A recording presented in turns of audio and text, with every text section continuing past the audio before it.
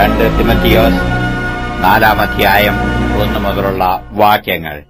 ഞാൻ ദൈവത്തെയും ജീവികൾക്കും മരിച്ചവർക്കും ന്യായവിസ്താരം നടത്തുവാനുള്ള ക്രിസ്തുയേശുവിനെയും സാക്ഷിവെച്ച് അവന്റെ പ്രത്യക്ഷതയും രാജ്യവും ചൊല്ലി സത്യം ചെയ്ത് കൽപ്പിക്കുന്നത്: വചനം പ്രസംഗിക്ക, സമയത്തിലും അസമയത്തിലും ഒരുങ്ങി നിൽക്ക, സകല ദീർഘക്ഷമയോടും ഉപദേശത്തോടും കൂടെ ശാസിക്ക, തർജ്ജനം ചെയ്യുക, പ്രബോധിപ്പിക്ക.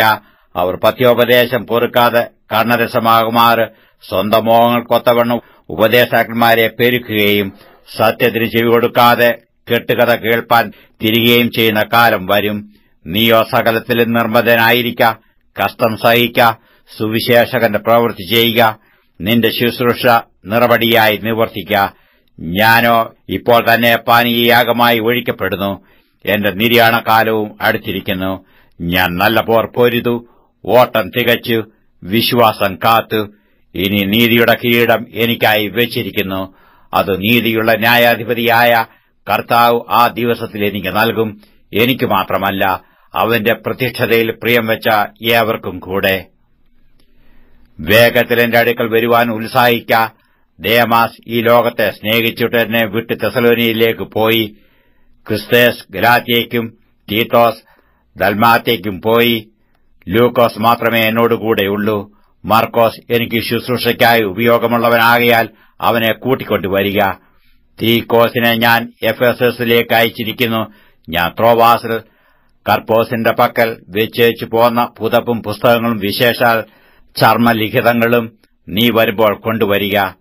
ചെമ്പുപണിക്കാരൻ അലക്സാണ്ടർ എനിക്ക് വളരെ ദോഷം ചെയ്തു. അവന്റെ പ്രവൃത്തികൾക്ക് തക്കവണ്ണം കർത്താവ് അവന് പകരം ചെയ്യും. അവൻ നമ്മുടെ പ്രസംഗത്തോട് അത്യന്തം എതിർത്തു നിന്നതുകൊണ്ട് നീയും അവനെ സൂക്ഷിച്ചുകൊള്ളുക. എന്റെ ഒന്നാം പ്രതിവാദത്തിൽ ആരും എനിക്ക് തുണ നിന്നില്ല. എല്ലാവരും എന്നെ കൈവിട്ടു. അത് അവർക്ക് കണക്കിടാതിരിക്കട്ടെ.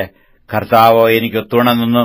പ്രസംഗം എന്നെക്കൊണ്ട് നിവർത്തിപ്പാനും സകല ജാതികളും കേൾപ്പാനും എന്നെ ശക്തീകരിച്ചു. അങ്ങനെ ഞാൻ സിംഹത്തിന്റെ വായിൽ നിന്ന് രക്ഷ പ്രാപിച്ചു. കർത്താവ് എന്നെ സകല ദുഷ്പ്രവൃത്തിയിൽ നിന്നും വിടുവിച്ചു തന്റെ സ്വർഗീയ രാജ്യത്തിനായി രക്ഷിക്കും. അവന് എന്നേക്കും മഹത്വം. ആമേൻ. പ്രിസ്കയ്ക്കും അക്വിലാവിനും ഒനേസിഫോരേസിന്റെ കുടുംബത്തിനും വന്ദനം ചൊല്ലുക. എരിസ്തോസ് കൊരിന്തിൽ താമസിച്ചു.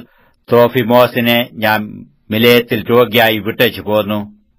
ശീതകാലത്തിനു മുമ്പേ വരുവാൻ ശ്രമിക്ക. യൂബൂലോസും പൂദേസും ലീനോസും ക്ലൌദിയയും സഹോദരന്മാർ എല്ലാവരും നിനക്ക് വന്ദനം ചൊല്ലുന്നു. യേശുക്രിസ്തു നിന്റെ ആത്മാവോടുകൂടെ ഇരിക്കട്ടെ. കൃപ നിങ്ങളോടുകൂടെ ഇരിക്കുമാറാകട്ടെ.